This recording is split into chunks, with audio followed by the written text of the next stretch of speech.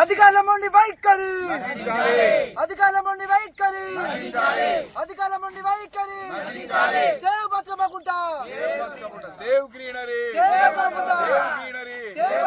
అధికారముండి వైఖరి, save greenery, save greenery, అధికారముండి వైఖరి, అధికారముండి వైఖరి, సేవ్ గ్రీనరీ, సేవ్ గ్రీనరీ. పేర్ల కోసం కాదు, పేర్ల కోసం కాదు.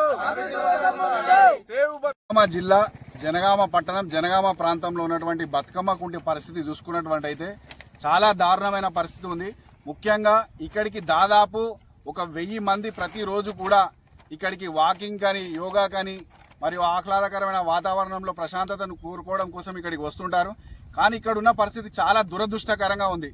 ఎందుకనంటే ఇప్పుడు చూసుకున్నటువంటి అయితే బతుకమ్మ కుంటలో నీళ్ళెండిపోయి చేపలు ఇబ్బంది పడుతున్నాయి. అంతేకాకుండా విపరీతమైన వాసన, దుర్వాసన రావడం ద్వారా ఇక్కడ వాకింగ్ చేసుకున్నటువంటి వాకర్లకు కానీ మరియు ఆహ్లాద ప్రియులకు కానీ ఇబ్బంది కలుగుతూ ఉంది.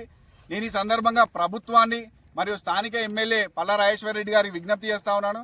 సార్, మీరు ఇక్కడ ఎమ్మెల్యేగా ఉన్నారు, ఈ బతుకమ్మ కుంటను అభివృద్ధి చేయడం మీ బాధ్యత, అది విషయం మీకు తెలుసు. కాబట్టి మేము అందరం కూడా మిమ్మల్ని రిక్వెస్ట్ చేస్తున్నాం, ఈ బతుకమ్మ కుంటను అభివృద్ధి భాగంలో మీరు భాగస్వాములు కావాలని కోరుకుంటున్నాం.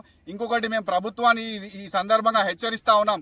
జనగామ జిల్లా హెడ్ క్వార్టర్స్ లో ఉన్నటువంటి బతుకమ్మ కుంట పర్యాటక కేంద్రాలైనటువంటి అటు చీడకోడూరు చూసుకుంటే చెత్త నీళ్లు ఉంటాయి, బతుకమ్మ కుంటకు వస్తే మురికి నీళ్లు. ఈ వాకింగ్ చేసే వాళ్ళకేమో దుర్వాసన.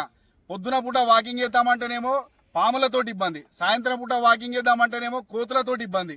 ఈ విధంగా అనేక ఇబ్బందులతో ఇక్కడ ఉన్నటువంటి జనగామ అభివృద్ధి దేవుడెరుగు ఉన్నటువంటి ఈ చెత్తను, ఈ వాటర్ను నింపి ఈ బతుకమ్మ కుంటను అభివృద్ధి చేయాల్సిన అవసరం అధికారుల పైన ఉంది. ముఖ్యంగా అధికారులారా మీరు ఏం చేస్తున్నారు? మీరు కనీసం ఇక్కడికి వచ్చి దీని పరిస్థితి ఏ విధంగా ఉందని మీరు కనీసం రిపోర్ట్ అన్న రాస్తున్నారా లేదా? ఈ అధికారుల మొండి వైఖరి నశించాలి. నేను ఈ సందర్భంగా ఒకటే విషయాన్ని తెలియజేసుకుంటాను. ఆహ్లాదకరమైనటువంటి ఈ బతుకమ్మ కుంట ఈ జనగామ పట్టణానికి ఉన్నది ఇది ఒక్కటే.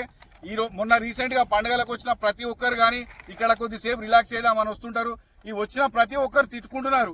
ఈ బతుకమ్మ కుంటకు వస్తే ఏదో ఆహ్లాదకరమైన వాతావరణాన్ని చూద్దాం అనుకుంటే ఈ దుర్వాసనతోటి, ఈ కోతులతోటి, ఈ పాములతోటి ఇంత దరిద్రమైన పరిస్థితిలో జనగామ పట్టణం ఉందా? ఇంకా అభివృద్ధి ఏ రోజు జరుగుతుందని ఈ రోజు నేను అధికారులను, యంత్రాంగాన్ని నేను ప్రశ్నిస్తా ఉన్నాను.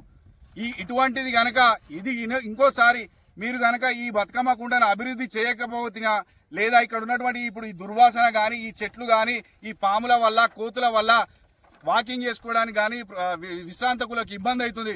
కాబట్టి మీరు స్పందించాలి. ఎందుకంటే రానున్న రోజులలో ఇప్పుడు ఎలక్షన్లు ఉన్నాయి. ఇది జనగామ పట్టణంలో 2వ వార్డు. దాదాపు 2000 కుటుంబాలు ఈ పక్కన నివసిస్తా ఉన్నాయి.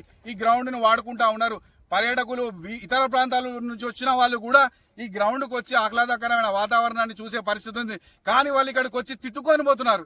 పక్కకున్న సిద్దిపేట ఎంత అందంగా ఉన్నది, ఇటు నల్గొండ, ఇటు సూర్యాపేట, ఇటు హైదరాబాదు, ఇటు వరంగల్, ఇటు మెయిన్ బిందువు అయినటువంటి జనగామ జిల్లాలో, జనగామ పట్టణంలో ఈ కనీసం ఈ బతుకమ్మ కుంటను పట్టించుకొని దౌర్భాగ్యమైన పరిస్థితిలో ప్రభుత్వం ఉందా అని చెప్పేసి ఈ సందర్భంగా హెచ్చరిస్తున్నాను.